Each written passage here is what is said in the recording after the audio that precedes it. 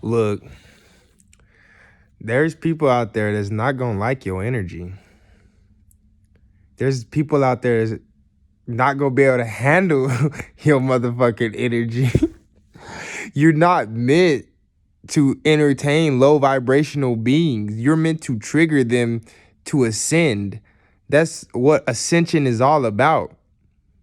Essentially, humanity is all one unit, and you're only as strong as your weakest link. If the people you hang around with is dragging you down, if the people you hang around with are lame as fuck, then you're lame as fuck. It's literally that simple. You're only as strong as your weakest link. You can't blame anybody external. You can't blame anybody but yourself for your downfall. So if you're constantly hating on the circle you're in, if there's constantly hidden animosity, then just know you're part of the problem. Part of ascension is being accountable 100% for your own actions, for your own way of thinking, for what you consume, for what you decide to allow in your vessel, your body. Can't nobody tell you what's right or wrong but you. You listen to your higher guidance, your higher intuition, and you pave a way. If you knew how many other people out here was following the next person, you probably wouldn't hang in groups as much as you do. You probably wouldn't hang around people as much as you do. People are natural born followers. This system is constructed to mold you into a follower as soon as you're born. As soon as you're born. And there ain't shit we can do about it when we're children in our adolescent years. But once you get grown, it's your choice whether you want to remain a follower or you want to boss the fuck up and become a leader. It's your choice. A lot of people don't even know they have that choice. That's another part of being anointed. That's another part of ascending. There's the sheep herder, and then there's the sheep, and then there's the wolves.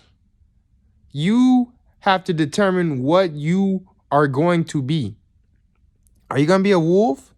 Are you going to be a sheep? Are you going to be a herder? Each and every single one of them need each other. Let's just keep it real.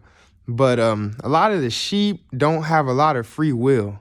The sheep think that they're living in free will, but they're just doing what the next motherfucker's doing. They ain't doing what they want to do, really. They're being herded. They're being told when to move, what to eat, how to feel, how to live. The wolves are living by themselves.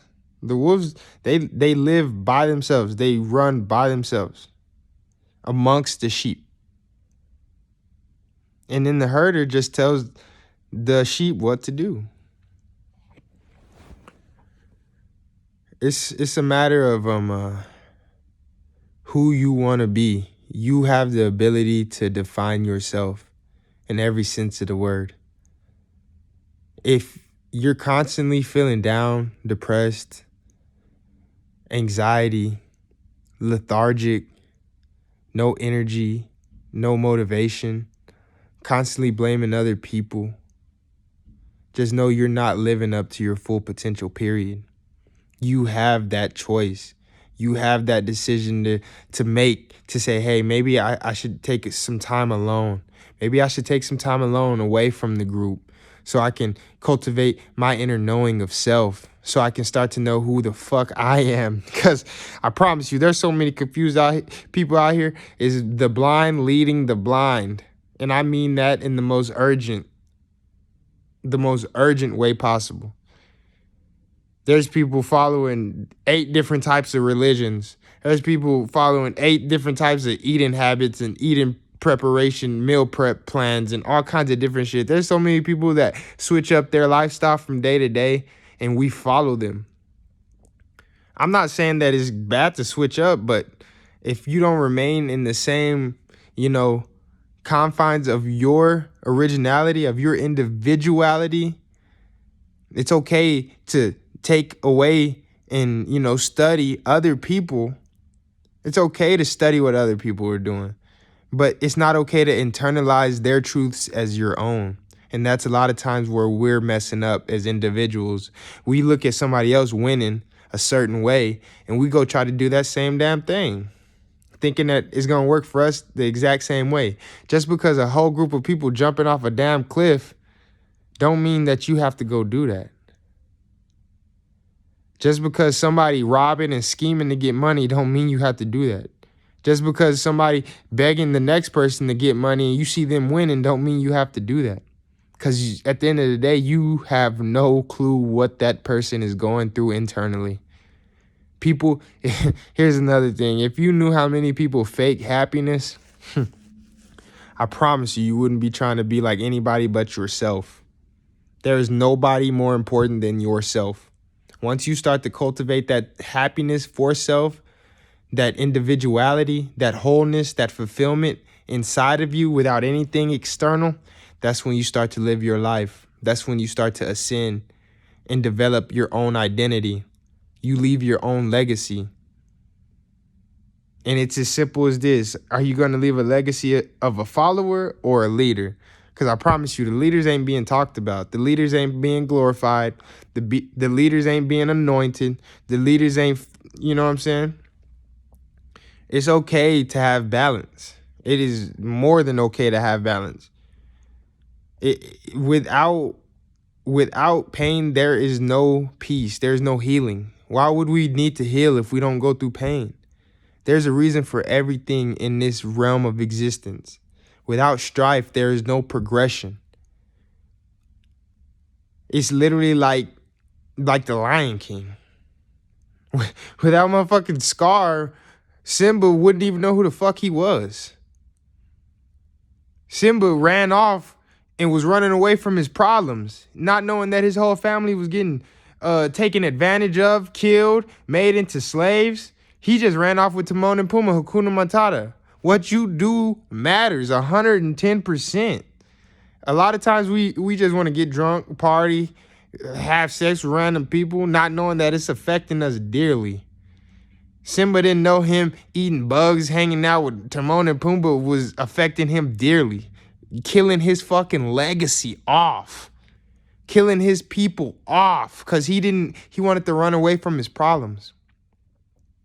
It wasn't until he accepted his responsibility that Pride Rock got brought back into balance.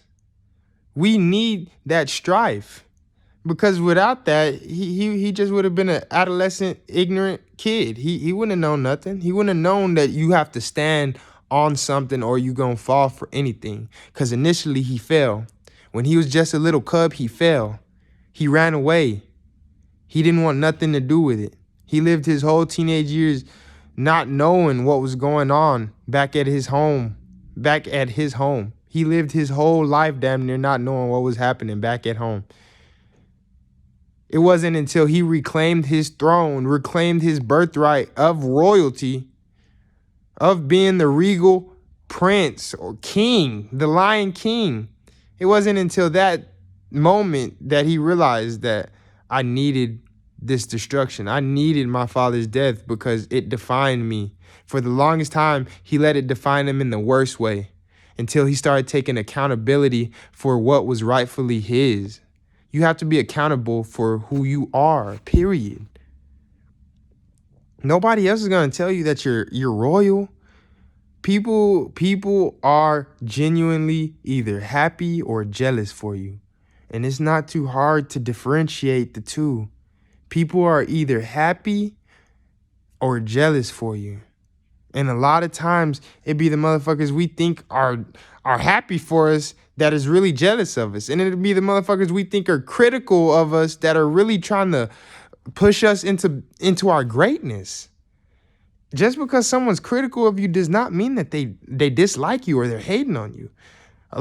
In my life, a lot of the most critical, they seem like the most hateful people were actually the most helpful people. Because when I recollect in my memories, in my times of weakness, I think back of those people saying, what are you doing? You wasting your time.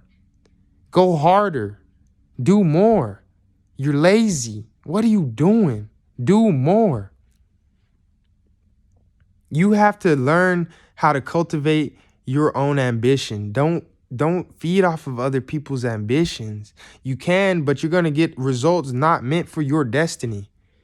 Once you sit with yourself, and really sit down and begin to analyze your thought patterns, who you are, your lineage, what you're connected to, then once you learn your past, that's when you gonna know where your future lies.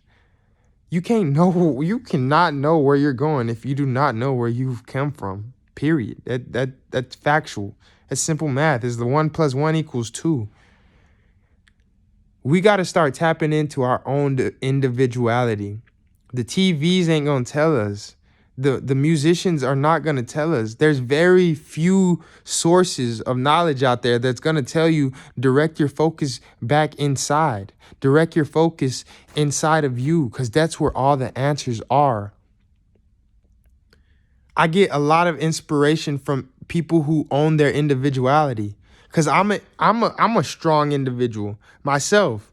I rarely pay attention to what other people are doing, because I know that most likely they're doing it because somebody else told them to. They're following other people. When I come across a strong individual like me, I'm listening. I'm all ears, because I know they're coming from a genuine, authentic place. I know it's authentic. So anything they share with me is going to propel me more into my individuality. You have to learn how to be authentic. You got to learn how to discern who's authentic and who's not. Just because we perceive someone to be hard on us doesn't mean that they're hard on us. Like I said, you'll have a whole nation of friends and family that love to see you get drunk, love to see you fuck your life up, do drugs. They want to do it with you. They'll perpetuate that toxic culture with you. They'll love to go spend your money with you. But how many friends do you have that'll sit down and talk business with you? How many friends that you have will get down and go half on an LLC with you? How many friends you got that'll tell you, hey, man, you got a great business idea. You got a great business mind. Go get a sole proprietorship. Here, I got some money to put down on it. Once you start using discernment, you start to separate people who actually want to see you succeed and people who actually want to see you fail and in the same position as them. Would you take advice from a person who you know is miserable? Would you take advice from a person you know is miserable?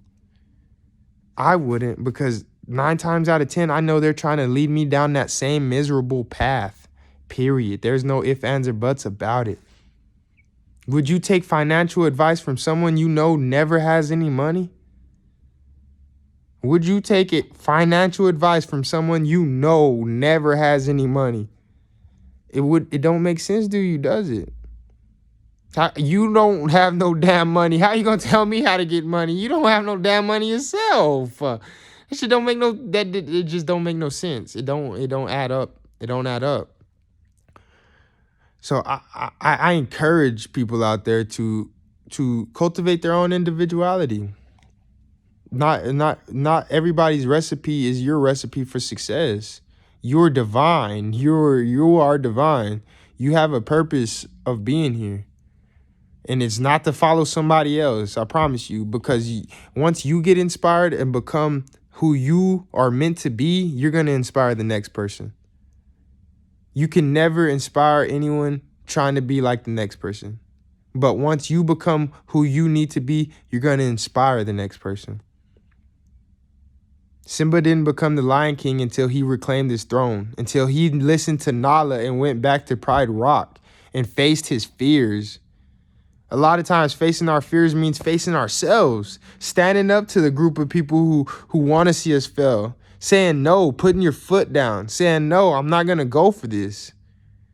Why are you saying yes to things that you know you don't want to do anyway, just to please people who want to see you fail? You got to ask yourself these questions. Are you doing it for you, or are you doing it for somebody else? That's the root of the whole equation. Who are you doing it for? Ask yourself. Genuinely, who are you doing it for? I just want to, give motivational vibrations to all you guys, all you women, all you beautiful men and women, children, everybody out there, anybody out there who's listening. You have a purpose here. You have a divine purpose here. Start to cultivate your individuality right now.